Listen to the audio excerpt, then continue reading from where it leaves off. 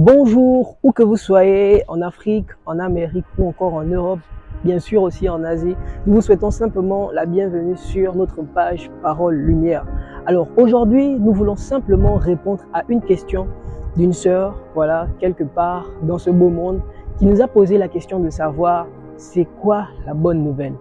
Bien sûr, à chaque fois, nous allons dehors et nous décidons de partager la parole de Dieu avec des personnes et nous disons généralement une chose, nous sommes venus vous partager la bonne nouvelle. Alors, c'est quoi la bonne nouvelle? Il est important de savoir ce qu'est la bonne nouvelle avant bien sûr de la partager avec des personnes. Et là, nous voulons simplement vous dire ce qu'est la bonne nouvelle.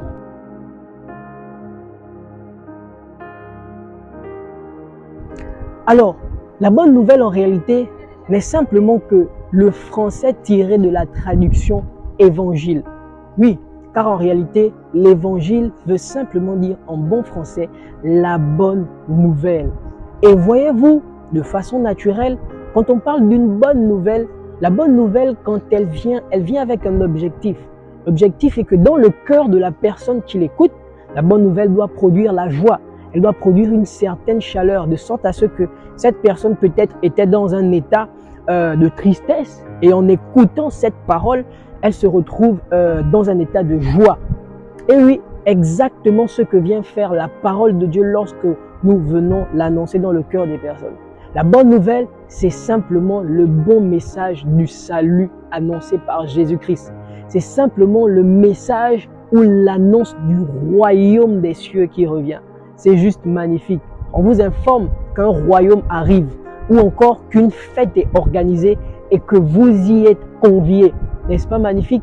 Vous êtes conviés à entrer dans le royaume des cieux.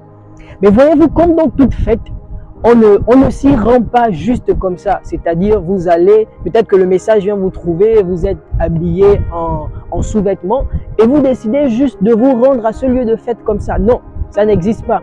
Il faut avoir des habits de fête. Voilà pourquoi la bonne nouvelle du royaume est annoncée.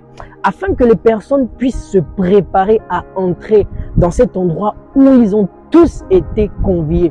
Cette bonne nouvelle vient simplement pour faire comprendre aux hommes qu'en réalité, malgré les offenses par lesquelles ils sont passés, ou encore malgré le mensonge dans lequel Satan a plongé l'humanité tout entière, vous faisant croire que la situation que vous traversez est normale, vous faisant croire que votre douleur, votre maladie est logique.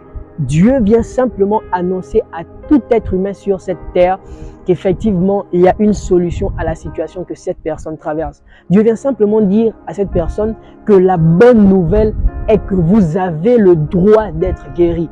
La bonne nouvelle est que vous avez le droit de recevoir ce que vous attendez, ce dont votre vie a réellement besoin. Et la première chose que toute vie a besoin sur cette terre est le salut de son âme. Voyez-vous, notre vie ne s'arrête pas que sur cette terre.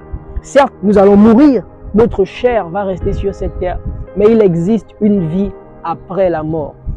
Et cette vie, si je peux me le permettre, s'oriente dans deux destinations éternelles, soit la vie éternelle avec Jésus-Christ ou encore la mort éternelle. Mais voyez-vous, la bonne nouvelle est que vous avez le droit et l'opportunité de recevoir la vie éternelle avec Jésus-Christ. Ceci simplement en acceptant de le recevoir dans votre cœur, dans votre vie comme votre sauveur et votre Seigneur personnel, afin que celui-ci puisse vous rendre capable d'hériter de ce royaume, afin que celui-ci vous donne la domination sur la maladie qui peut-être pouvait se poser et vous empêcher de faire tout ce dont vous rêvez, ou encore afin que celui-ci vous donne l'opportunité d'être la personne que Dieu a prévu que vous soyez dans cette vie terrestre. Voyez-vous, Satan veut simplement vous faire croire que ce que vous faites est meilleur ou est mieux que ce que Dieu avait prévu pour vous. Vous mettant dans des situations où vous pensez que c'est le style de vie que Dieu attendait pour vous. Mais dans sa parole, Dieu a dit ce qu'il attend pour nous. Je ne peux vous dire exactement le plan merveilleux que Dieu a prévu pour vous, mais sa parole le dit. Dieu a des projets de paix et non de malheur pour chacune de nos vies. Alors c'est ça la bonne nouvelle, que Dieu veut vous sauver et qu'il a un plan merveilleux pour votre vie. Il veut transformer votre vie et il veut vous faire entrer dans son royaume après cette vie sur cette terre. Nous voulons simplement par la même occasion vous donner l'opportunité de le recevoir dans votre cœur, de recevoir la vie éternelle par la personne de Jésus-Christ. La Bible déclare que quiconque croit en lui ne puisse pas périr, mais puisse avoir la vie éternelle. Vous allez le faire simplement en acceptant Jésus-Christ par la prière.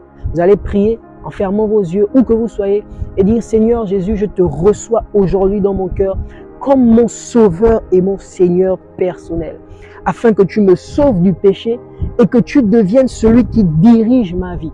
Aujourd'hui, je reconnais que je suis un pécheur, mais lave-moi par ton sang, Jésus. Purifie-moi et restaure ma vie. Merci pour ton amour et merci pour ta grâce. Au nom de Jésus-Christ, Amen. » Alors, où que vous soyez, si vous avez fait cette prière, sachez qu'aujourd'hui, vous êtes une nouvelle créature. La Bible dit, les choses anciennes sont passées. Qu'importe ce que vous avez fait dans le passé, Dieu vous a pardonné et vous a purifié. C'est ça la bonne nouvelle. Alors, nous vous disons à bientôt. Nous vous donnons un prochain rendez-vous afin de pouvoir encore venir recevoir la parole qui va illuminer votre vie. Que Dieu vous bénisse. Au revoir.